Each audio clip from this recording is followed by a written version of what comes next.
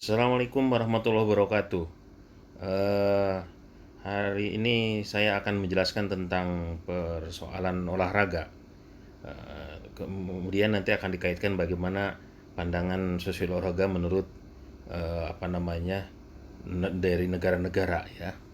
Oke, sosiologi olahraga ilmu keolahragaan yang berhubungan dengan kemasyarakatan. Jadi teman-teman nanti mendapatkan gambaran selama kuliah sosiologi olahraga ini adalah bagaimana kita melihat sisi keolahragaan itu dari berbagai sudut pandang yang ada di kehidupan masyarakat.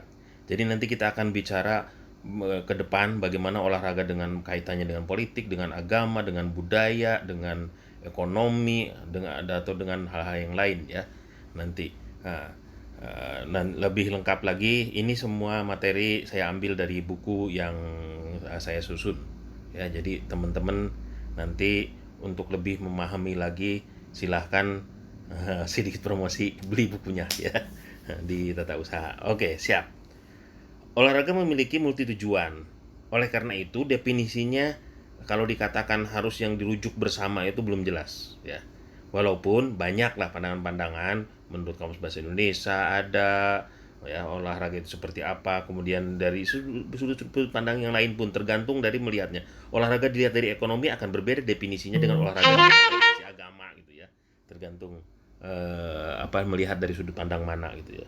Oke, orang Eropa Barat ketika bicara olahraga untuk industri, bisnis dan dongkrak sosial. Jadi ketika bicara olahraga di pandangan mereka di orang-orang Eropa Barat itu makanya kenapa banyak muncul di Eropa Barat ya pakaian-pakaian olahraga itu ya, produksi-produksi pakaian olahraga termasuk sepatu dan sebagainya. Contoh misalnya Nike, Adidas dan lain sebagainya ya itu di Eropa Barat munculnya.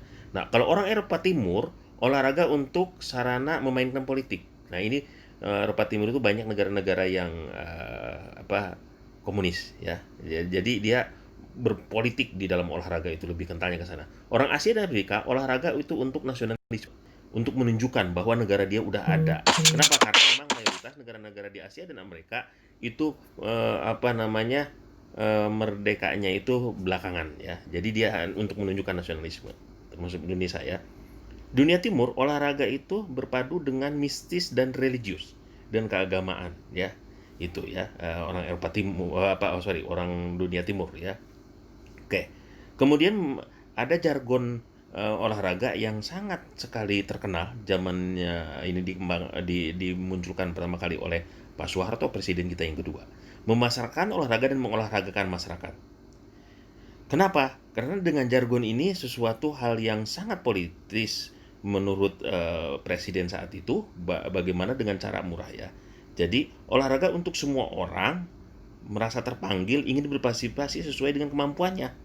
Ketika olahraga sudah masyarakat, orang itu akan berlomba-lomba menyiapkan dirinya tanpa minta bantuan ke pemerintah. Memang pinter Pak Soeharto saat itu. Jadi gimana caranya orang-orang itu apa namanya berolahraga memasyarakat, kemudian dia akan mengeluarkan dana sendiri juga secara tidak langsung karena olahraga itu merupakan panggilan hidupnya karena keinginan daripada dirinya. Contoh misalnya lapangan bulu tangkis nggak ada yang minta ke negara, jadi RT di RW ya gotong royong aja patungan, kemudian jadilah itu gitu ya lapangan bulu tangkis, lapangan poli, bahkan lapangan sepak bola kadang-kadang ya gitu. Oke, manfaat kegiatan olahraga secara teori paling tidak ada tiga hal. Segi biologis, merangsang perkembangan tubuh ya. Orang yang berolahraga berbeda dengan orang yang tidak berolahraga ya. Orang yang berolahraga aja kadang-kadang agak susah apa namanya, apalagi kalau tidak sesuai dengan aturan olahraganya bisa bisa bisa membuat apa namanya pengaruhnya sedikit gitu maksudnya ketika ketika orang berolahraga. Tapi kalau berolahraga dengan baik, maka secara biologis perkembangan tubuhnya akan bagus. Ya, pernah saya lihat di satu negara membandingkan bagaimana orang yang berolahraga dengan yang tidak berolahraga sampai masa tuanya. Kalau orang yang berolahraga itu menyenangkan masih hidupnya ya. Kalau orang yang tidak berolahraga saat terakhir apa di masa tuanya itu udah sakit-sakitan dan sebagainya ya. Itu misalnya. Kemudian pernah membandingkan juga profesor yang masih berolahraga dengan profesor yang tidak berolahraga. Profesor yang masih berolahraga gitu, yang tua itu masih sehat, tapi yang tidak berolahraga linglung. ya. Ini profesor maksudnya profesor tua yang biasa kerja di lab ya maksudnya ya. Oke. Segi sosiologis memupuk tali persaudaraan. Dari segi sosiologis yang nanti kita kembangkan juga ini mata kuliah sosiologi olahraga. Dengan berolahraga maka memupuk tali persaudaraan. Makanya kenapa ada olahraga persahabatan, pertandingan persahabatan ya, friendly gitu ya di situ. Itulah olahraga ya, manfaat olahraga. Kemudian secara psikologis memperluas sakral pandangan seseorang. Jadi orang yang berolahraga itu nggak cupek. Jadi kelihatan wajahnya juga awet muda. Saya aja yang olahraganya masih sedikit, jarang-jarang gitu, ya walaupun sekarang masih agak rajin lagi karena menurunkan berat badan, perut saya udah kayak gentong lagi karena rebahan terus gitu. Nah, ini jadi press gitu. Ya, jadi kelihatannya masih muda aja wajahnya walaupun udah lebih dari 50 tahun. Ya masih kelihatan muda gitu karena berolahraga terus. Kemudian fokus yang ingin dicapai dalam memasarkan olahraga ini tadi dinyambung dengan teori manfaat kegiatan olahraga, kemudian dengan memasarkan olahraga dan mengolahragakan masyarakat. Ini konsepnya Soeharto ini luar biasa. Contoh, beberapa hal fokus yang ingin dicapai ketika olahraga itu sudah masar. Gerak pembangunan di segala bidang. Kalau olahraga itu memasyarakat, maka berlomba-lomba lah satu daerah ya, untuk memajukan kegiatan olahraga agar bisa dimanfaatkan oleh masyarakatnya. Dengan cara apa? Dia membangun sarana-sarana olahraga. Ya, walaupun di Undang-Undang SKN itu sebetulnya ada bahwa pemerintah daerah itu wajib menyediakan sarana untuk berolahraga gitu ya. Dari dulu sudah ada gitu loh. Sebelum ada undang-undang itu sudah Soeharto itu udah mengungkapkan bahwa memasarkan olahraga dan mengeluarkan masyarakat, gerakan pembangunan segala bidang ya. Nah, terus apa lagi? Ya, dengan memasyarakatkan olahraga bukan hanya ada memfasilitasi sarana prasarana olahraga, kemudian perekonomian juga meningkat di segala bidang. Pembangunan itu bukan hanya pembangunan olahraga, pembangunan perekonomian juga. Contoh di stadion ya, dimanapun itu stadion yang ada yang rame biasanya, apalagi dibarengi dengan ada car free day segala macam itu, bukan hanya orang berolahraga, orang jualan apapun di situ ada ya, sampai jualan panci, jualan piring apapun ada yang gak ada kaitannya dengan olahraga gitu loh ya. Tapi berkembang gitu loh perekonomiannya. Kenapa? Karena orang banyak berkumpul untuk melakukan kegiatan olahraga, akhirnya orang buka lapak untuk jualan-jualan gitu ya. Kemudian tercapainya usia lanjut yang menyenangkan tadi yang saya contohkan di awal ya. Sudah tua pun masih tetap senang hidupnya, bergairah hidupnya gitu ya, karena masih berolahraga. Kemudian ada aktivitas yang terarah ketika olahraga itu masyarakat. Bisa jadi orang ada yang olahraga untuk berprestasi. Ada juga orang yang berolahraga hanya untuk rekreasi. Tidak masalah gitu loh ya. Yang penting secara psikologis dia menyenangkan bagi dirinya. Ada juga orang yang tidak berolahraga tapi senang menonton. Ada juga gitu loh ya. Bahkan mendukung timnya gitu ya kalau sedang bermain gitu ya. Kemudian ada juga orang yang upaya korektif untuk penyembuhan dirinya ketika dia sakit. Kata dokter harus berolahraga, ayo dipakai berolahraga biar peredaran darahnya lancar, jantungnya sehat, seperti itu ya. Ada juga yang seperti itu. Kemudian olahraga menjadi kenyataan dalam dalam masyarakat, sehingga dampak berikutnya adalah metode penjas yang terintegrasi. Artinya pelajaran penjas itu terintegrasi dengan kehidupan di masyarakat sehari-hari karena masyarakat anak-anaknya juga melakukan olahraga di luar jam pelajaran ketika dia pulang ke rumahnya. Itu sebetulnya keinginan. Ini sorry nomornya itu bukan balik lagi ke satu ya. 1 2 3 4 5 ini yang bawahnya nih. Oke.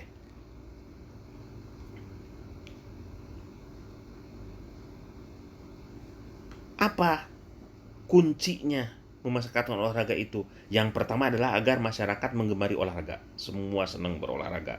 Sehingga biaya untuk berobat, untuk kesehatan itu sedikit digunakan ya, karena orangnya pada sehat-sehat. Kemudian metode peningkatan prestasi olahraga dengan cara mudah dan murah. Kenapa? Karena ketika orang banyak melakukan olahraga, memasyarakat olahraga dari anak-anak, siapa tahu nanti dia bisa berprestasi gitu loh setelah besarnya ya. Dan itu di awal-awal dia berolahraga tidak ada bantuan dari pemerintah ya, dibiaya sendiri gitu loh ya.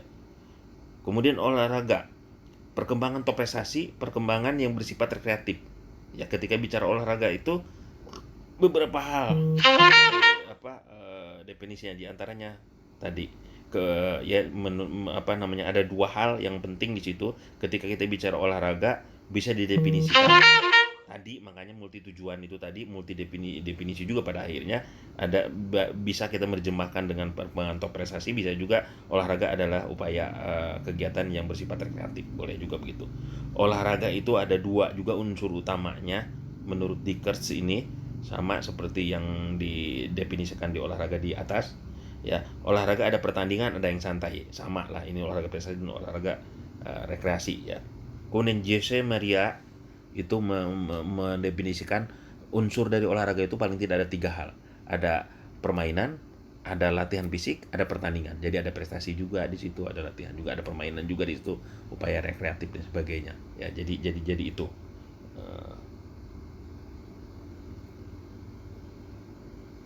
Oke. Antonio Del Monte, 5 ciri mencapai prestasi tertinggi. Ketika berolahraga, harapannya ketika olahraga sudah masyarakat, banyak orang melakukan olahraga, syukur-syukur dia bisa berprestasi. Menurut Antonio, 5 ciri mencapai prestasi tertinggi itu ada di ini diantaranya. Apa yang harus dilihat? Antropometrik besar bentuk tubuhnya.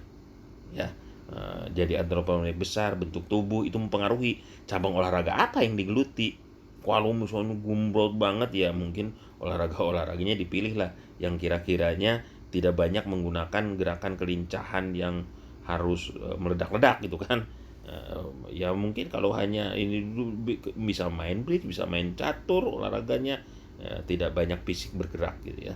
Kemudian fungsi organik atau fungsional, kemampuan fungsi jantung dan pernapasan ya, harus dilihat juga bagus enggak. Kalau ini kita bagus, dia akan mencapai prestasi juga. Otot, ketahanan, kecepatannya juga dilihat ya. Dia akan mencapai prestasi tertinggi manakala ototnya bagus, ketahanannya bagus, kecepatannya bagus ya. Distribusi enzim dan hormon baik gitu ya, distribusinya tidak ada permasalahan. Kemudian psikologi, kemampuan bertahan terhadap tekanan jiwa. Kenapa? Ini ada pengaruhnya juga psikologi terhadap prestasi tinggi. Bayangkan kalau kita sedang main banyak penonton, dia demam panggung, istilahnya ya demam lapangan, dia nervous gitu ketika bertanding karena di tempat orang, kemudian penontonnya ya kadang mengejek dan sebagainya, itu berpengaruh secara psikologis. Kemudian karakteristik tingkah laku manusia sama dengan karakteristik olahraga. Makanya sosiologi olahraga inilah membahas olahraga adalah berawal dari kehidupan masyarakat gitu ya. Gitu, makanya karakteristik umum tingkah laku manusia sama dengan olahraga. Cabang olahraga semuanya berkembang dari awalnya dari kehidupan masyarakat sehari-hari.